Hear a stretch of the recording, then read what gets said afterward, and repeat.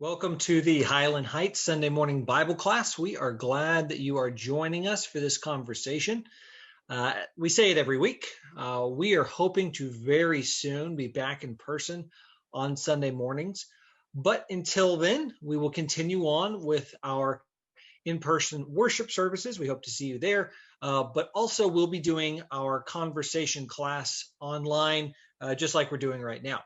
So if you haven't been with us, we have been going through the oldest commands, the 10 commandments, as God is forming his new people that have come out of slavery and is building a society, a people for himself in his own image. We've been going, this is actually week 10, but we're not on the 10th commandment yet. We spent 1 week kind of setting up what the 10 commandments are all about. And now we've been going one week at a time through each of the commandments. So this week we are on commandment number 9. So if you have a Bible with you, let's turn to Exodus chapter 20, and we're reading verse 16. Towards the end, they're just one verse each, and they're very quick. So Exodus chapter 20, verse 16 says, "You shall not bear false witness against your neighbor." Okay, so we've heard this one throughout our lives. Jeremy, what's the context? How should we think about this as Christians today? Well, the immediate context of the ninth commandment is it's actually a legal context. Generally, we simplify this as "you shall not lie," which it is. But the specific context actually has to do with perjury. Okay, you'll notice it says "you shall not bear false witness against your neighbor." So what we're looking at here is someone who is in a court setting. You're in a trial, and you are swearing out testimony or swearing out a charge against your neighbor. Okay, and remember, this is going to kind of fold back into the third commandment, which we talked about, the idea of not taking the name of the Lord your God in vain. So this goes along with that, this idea of if you're going to bring God into it, tell the truth. Okay. And you think about some specific instances in the history of the nation of Israel where this breaks down.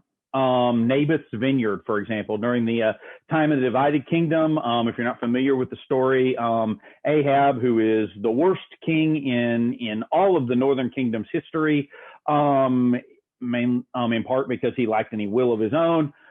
He wanted a vineyard from a guy named Naboth. Naboth wouldn't sell his vineyard. Ahab went home and threw a little hissy fit. His wife said, "Get up." His wife Jezebel said, "Get up, I'll take care of this." And she paid some people to swear falsely that Naboth had committed some crimes, and then they stoned Naboth, and Ahab could take his vineyard. Similarly, we see Jesus. There were people who testified against Jesus, but in his trial. But in that case, they couldn't get their stories straight. See, Jezebel took the rudimentary step of making sure your false witnesses got their stories straight beforehand and got all the details in line and things like that. And you think about what's kind of going on in the background here of what happens when a society loses its ability to trust. Well, that society is broken. America today has a reputation for being a very litigious society. A lot of litigation going on out there. The idea of people will sue at the drop of a hat. And to be fair, there is a lot of lawsuits flying around out there. There's even a term called lawfare, where you use legal remedies, lawsuits to get what you want when you can't get it any other way. Well, why have we become such a litigious society? Well, we've become that way because the whole idea of honesty, the whole idea of character is broken down. Contracts are incredibly long and incredibly detailed. And, raise your hand if you've ever read all of the terms and conditions that come when you download an app. Yeah, exactly. Most of us just scroll to the end and, click accept, and we don't know what we've just accepted. By the way, there's some interesting things in some of those contracts about arbitration and things like that. Why are they so long? Well, they're long because they cover every contingency, because there's no trust there. There's no belief that someone will, okay, I'm going to do this. Okay. And so you come along later and you say, you didn't do this. But the contract didn't say X, Y, or Z, or didn't cover this or that or the other thing.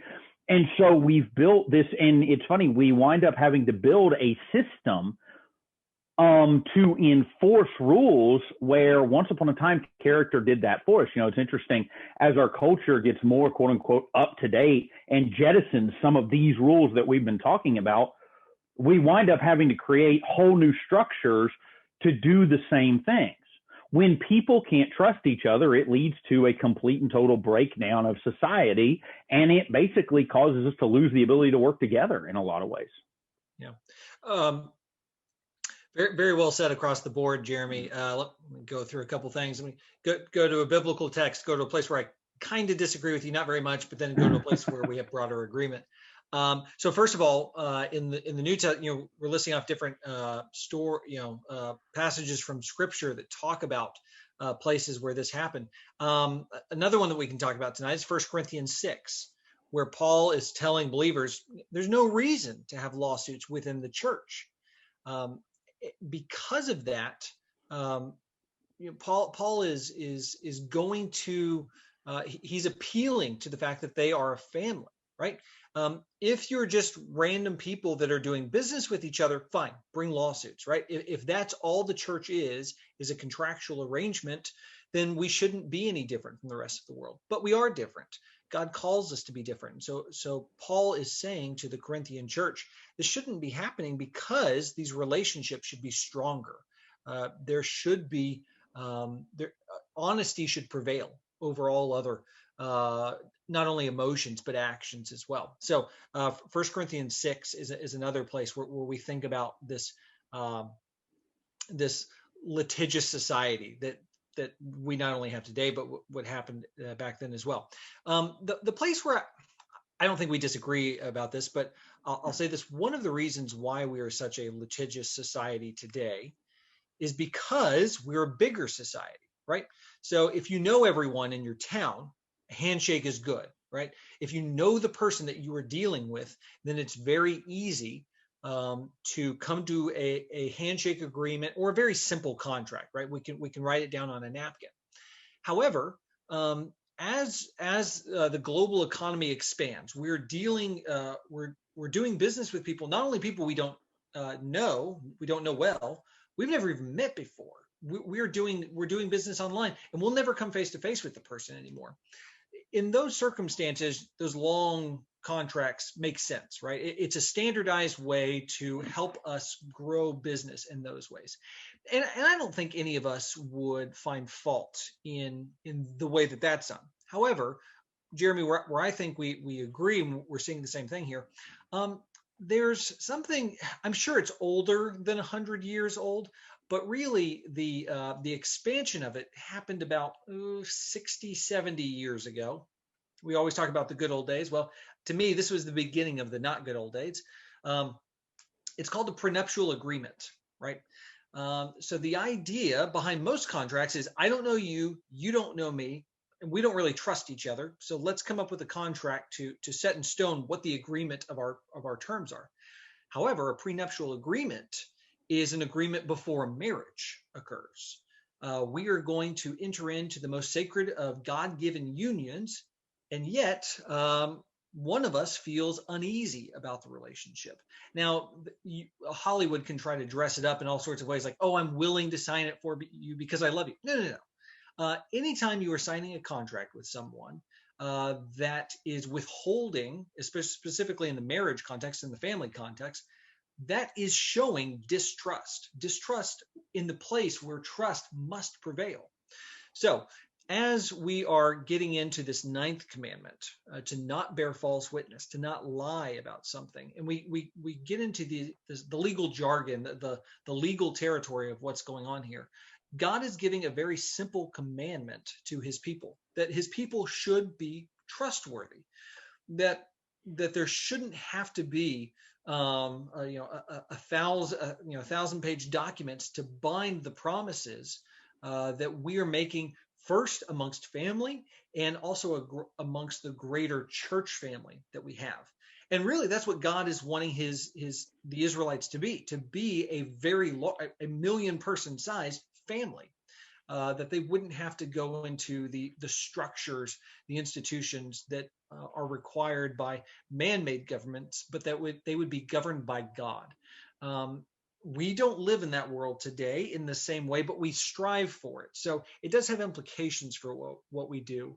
But we can see it all around us that type of trust is breaking down. It's not a natural part of what it means to be an American today, and sadly, it's not always what it means to be a part of the church today either. So Yeah, well, I was think waiting for you to take a drink before I stop. So no, I appreciate that. Well timed. No, I think you hit the nail on the head when you bring up the idea of being trustworthy. And what does trustworthy mean? We'll break it down. It means worthy of trust, right? It means when you say you're going to do something, you're going to do it. When you say X, Y, or Z is true, then to the best of your ability, you believe that to be true. And you think about when we talk about lying, what is a lie?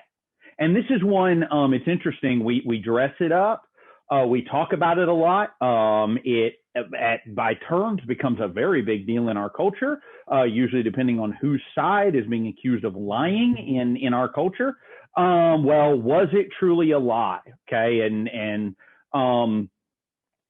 we are probably all familiar with times where we've heard people parse very, very carefully and say what they want and try to say what they want to say without saying what they don't want to say. And look, let's be clear here. We're not talking about being careful about how you speak. Okay. What I'm talking about here is this idea that, you can go through and you can say something and leave out a key piece of information, and everything you said was true, but the purpose of what you're saying is to deceive, and that is what a lie is. A lie involves intent, and it is the intention to deceive. You can lie without ever saying something that's untrue. You can actually mislead without lying. If you believe something is true, okay, and the key here is, and again, this isn't an escape hatch, okay? This isn't you come back later and say, well, no, I really believed it was true, nudge, nudge, wink, wink. Okay, no, that you weren't misleading without lying there, just straight up lying, okay? The idea there is that did you intend to convey false information, okay? That's what lying is. Okay. And someone who is habitually disingenuous, and what's disingenuous? It's a polite word for lying. Okay. Someone who is habitually disingenuous, you get to where you don't believe anything they say. And of course, the profession that is stereotyped like this is, of course, politicians. Okay. And let's be clear. We're not talking about one side or the other here. Okay. This is not a tribal thing. It's just we all tend to disbelieve politicians. Not all politicians are inveterate liars, but some are. Let's just be honest about it. Let's be honest about the fact that they're liars. Okay, and so so that's where you get jokes of, well, how do you know thus and such isn't true? Well, thus and such person who isn't trustworthy said it is true, therefore it must not be true, or vice versa. Okay. And Jesus hits on this idea in Matthew 5, where ironically in Matthew 5, he's dealing with sort of what we were talking about earlier, where people will write contracts in such a way that they have an advantage. There's a loophole in the contract, and they can slide their way through the loophole, okay, and get away with something, all right? In Matthew 5, beginning of verse 33, Jesus says, again, you have heard it was said to those of old, you shall not swear falsely, but shall perform to the Lord what you have sworn. But I say to you, do not take an oath at all, either by heaven, for it is the throne of God, or by the earth, for it is his footstool, or by Jerusalem, for it is the city of the great king. And do not take an oath by your head, for you cannot make one hair white or black. Let what you say simply Let what you say be simply yes or no. Anything more than this comes from evil. Okay, here's what he's saying there. He's saying, look, have the kind of character where you don't have to swear up and down on a stack of Bibles or a stack of Torahs back when Jesus said it for people to believe it. Where people says, you know what? I'm not sure about this, but that Michael Crouch, he's a trustworthy guy, and he said it. And I know he doesn't speak without thinking. I know he tries to be honest and he tries to be worthy of trust. And therefore, I'm going to trust what he said. Why? Because he's earned that trust. Okay. What Jesus is talking about here is a character issue. Do you have the kind of character where if there were a legal case against you and all of the evidence, circumstantial though it might be, lined up against you, and a prosecutor said, look, I could take this to court today and get a conviction, okay? And someone said, you know what, Mr. Prosecutor, I hear what you're saying, but I know that person.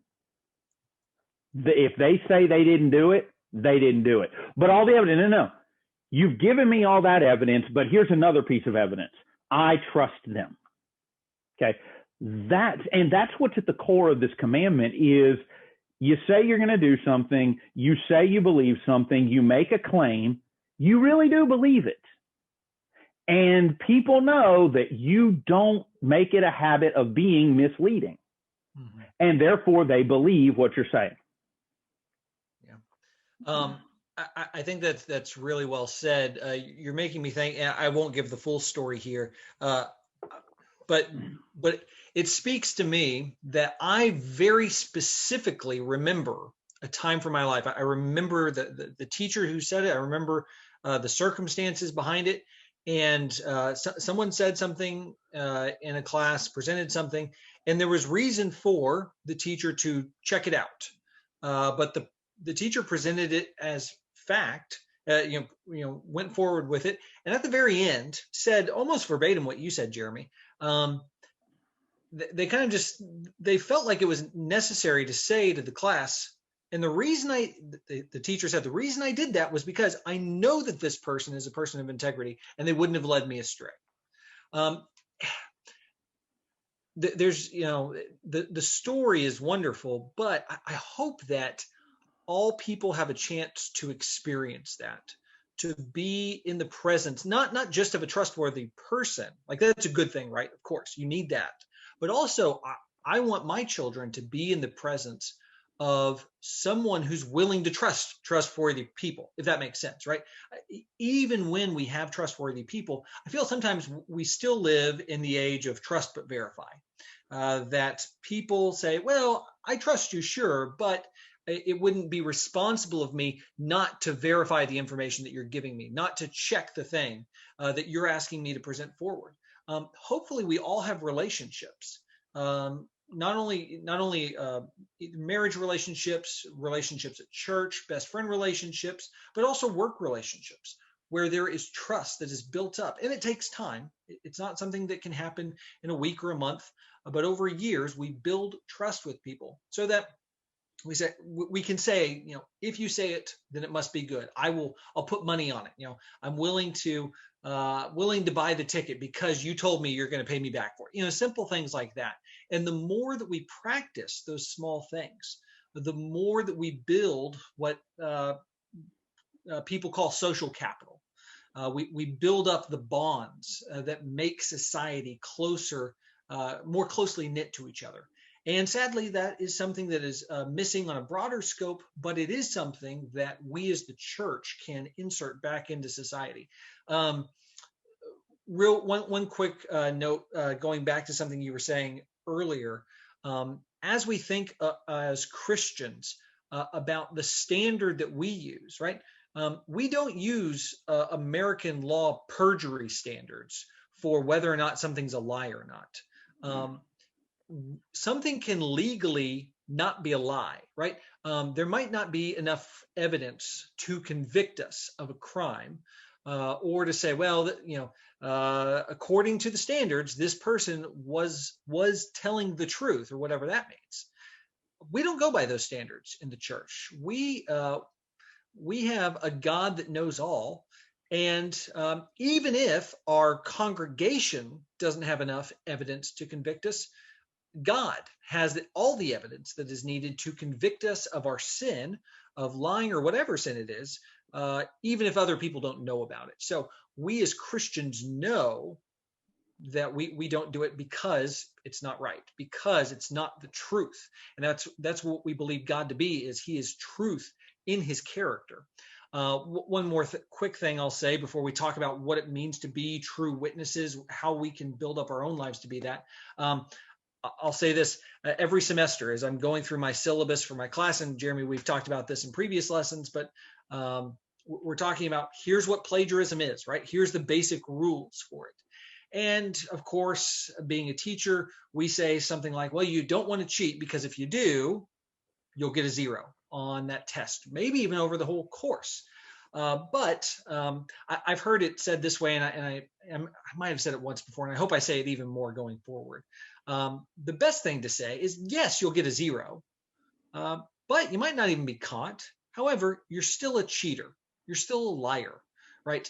If you lie, if you perjure yourself, even if no one ever catches you, that's still you. You become that sin. And now, of course, we believe in forgiveness. We believe that God can wipe away those sins. But you can never undo the history of what you've done. If you say a lie about someone's character, that person can never regain their character. I don't want to get into names or anything here, but we can think about public court cases where someone's character is demeaned, and the person says at the end, I didn't do this, but I can never get my name back. And because of that, we should take it all the more seriously that when we make public statements about other people, about the truth of a situation, not only does it have an eternal impact on our own soul, but it has an eternal public perception impact on the person we say it about, whether good or bad. We could wipe out the character of a good person, or we can make a really bad person look good. And that is, it's hard to say which of those is worse, but they're both really bad. So, Jeremy, what are we thinking in terms of how we become witnesses, right? How we become people that represent the truth of God? Well, what you were just saying about being careful about what we say, and being careful about what we put out there, what we say about other people, and being careful about what we accept. Okay. An honest witness is not just going to say, oh, well, okay, that's what it is, and just accept. They're going to follow the evidence. Okay. We actually did a series on the evidence for God and the existence of Christianity. And one of the things we said multiple times is, look, people in the world, they're going to be having questions. We owe it to them to think thoroughly through these things, because if it's truth, the evidence is going to be there. And we want to be honest brokers of truth. Okay. But being a living witness is hard in a skeptical world. Okay. Having an honest character builds up that witness. Now, let's be real here. Having an honest character means that sometimes it's going to lead us in places that are uncomfortable or that are hard, or are going to put us in a spot where we're having to say, I'm not going down that road. It might put us in a position where we're going to lose, quote unquote, worldly power, okay, by being an honest witness, okay?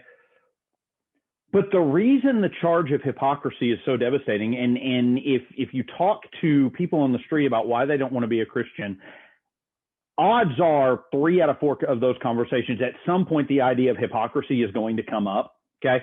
The reason it's so devastating is because what people are saying when they say you're a hypocrite is you don't really believe what you're saying.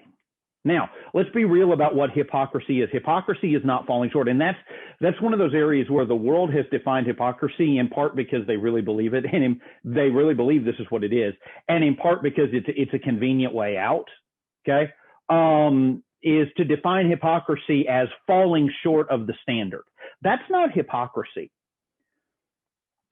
Hypocrisy is when we don't admit we fall short, which in and of itself is dishonest. Okay. Hypocrisy is when we excuse misbehavior, or when we justify misbehavior. Okay. When we say, oh, well, and we've seen prominent Christian preachers and teachers get caught in various sins, and inevitably what comes up, even if they, when they're caught, say, I did it and I shouldn't have done it and I'm sorry and I repent, and even if they meant it, when they talk their way through, this is what I was thinking, what inevitably will come up is that they justified it to themselves as, oh, my life is hard, or, oh, I deserve this, or, oh, I've earned this somehow, as though personal comfort is more important than the kingdom. Okay. Hypocrisy then is when we say, you have to live by a standard that I am not going to hold myself to. And that in and of itself is dishonest. And an honest character says, this is the standard. No, I don't meet it all the time, but this is what it is, and I'm striving to meet it, and honestly is. Okay. What this character does is it disarms that charge of hypocrisy, and people say, you know what? I know that person. I don't agree with what they say, but man, I know they're an honest person, and they are a serious person. They check the evidence and they check the reasons, and they really do believe what they say. And so I'm not going to write it off, because I know the character of that person, and I know who they are, and they are an honest person, and they wouldn't be telling me this if they didn't really believe it. Okay. And they wouldn't. And what's more, they must believe it, because they take it so seriously, they even admit when they fall short. And they try to do better. See, having this honest character builds up that idea of trust, that idea of trustworthiness. And let's remember, Michael, you said it earlier, God is truth. Okay, this is what we think of as God. And the Bible itself says God is truth. So if we're going to honor God, we should be truthful as well. Okay. Because ultimately, it's not our word, it's God's word. And so being honest, being truthful, that brings us closer to the character of God. Yeah. That's a really well, boiled down version, right? It kind of gets to the heart of what we are trying to be as Christians, is to be Christ-like. To reflect the character of God. The phrase, the Latin phrase we've used too many times, and it almost becomes English, right? Imago Dei, right? To be in the image of God. Let's close out. So as we're coming up on final comments here, we are reflecting on bearing false witness, and so I think that there's two parts to this here, that not only are we outward reflecting to the rest of the world, but there's also an invitation of having God within us, of being that reflection of God. So it's not just us to the world, but it's us reflecting God to the world. So, Jeremy, closing thoughts. What's our takeaway on how we reflect God to the world? I was when I was pondering some of the thoughts for this, I noticed something interesting, and I have no doubt that I'm not the first person to notice this, although I may be the first person to put it in quite this way. Commandments 6 through 10 are kind of like a Russian nesting doll. If you're familiar, the little doll and the bigger doll and the bigger doll and the bigger doll and the bigger doll, in that they build outward, okay, or inward, if you will. Commandment 6 is the most specific, the most severe, and the most external one of these 5 commandments. You shall not murder. Okay. And it's also the one we're least likely to run into, and the one we're least likely to violate, hopefully. Okay. And then it kind of builds outward from there. You shall not commit adultery. You shall not steal. You shall not bear false witness. But in building outward into encompassing things more people have done, it's also building inwards. It's kind of like 2 sets of Russian nesting dolls here. It's kind of building inward to that internal core of who we are. Okay. An honest person doesn't lie, doesn't bear false witness. Okay. An honest person is trustworthy and reflects the truth of God in their hearts. Okay. So as we kind of bring this together, and then next week kind of bring the whole thing to a kind of a rousing conclusion, this one hits us right in the heart because there are circumstances where it's easier, where we think it will be easier to lie. Okay. And yet we're all familiar with this idea of one lie leads to another lie, leads to another lie, leads to another lie. We were watching a movie, a classic movie, Christmas in Connecticut. And the foundation of that movie is built on a lie.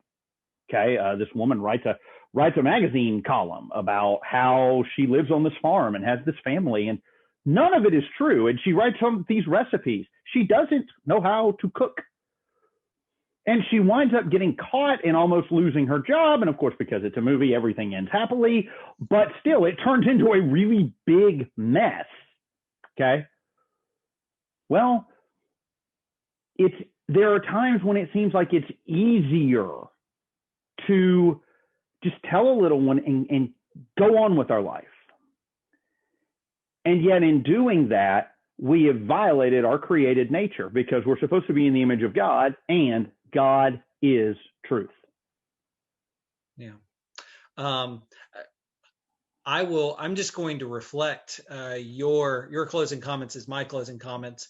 I'm not a magazine writer, but this is one of the things that I struggle with. Too often, I think that it is easier to just very quickly dismiss something. Or someone says, "Hey, do you know this person?" And I say, "Yeah, go ahead." And I don't know them. I just want them to get on with their story. Okay. There's too many stories. And my wife gets on to me about this all the time, and she rightfully should, for the record. I'll get something, and then they'll want me to keep going. And I was like, I just said the thing to move on with it. Too often we see those small little lies, the white lies we call them, as a way to get out of issues, just to move on. Let's just move. And oftentimes it turns out to not be so easy. And sometimes you tell the white lie and you get away with it and no one ever knows. But we're called as Christians to do hard things. If we think that telling the truth is going to take 30 more seconds of a conversation that we don't want to have, take the 30 seconds. Be honest. Take the burden of telling the truth, so that you're not telling stories about your lies on a Zoom Bible class someday. So anyway, we tell the truth because we are reflecting the character of God. We sing, Jesus could have called 10,000 angels. Jesus could have said, "You know what? I never said any of these things that these guys are saying." There's so many ways that we can get out of things, but Jesus is the ultimate example of not taking the easy way out, of taking on the truth that, yes, he was the King of the Jews. Yes, he is the only one that was able to die for our sins, and was not willing to say anything. In fact, he was silent because he knew that was his burden to bear. So we as Christians should mimic that. We should reflect that as we seek to take on the image of God and to speak his truth, to be witnesses for him. So that is our class. We have one more in our 10 Commandments series. Thou shalt not covet, but it's longer than that. We're going to spend a lot more time there. But we're looking forward to that last conversation. We're glad you joined us, and we look forward to seeing you next week.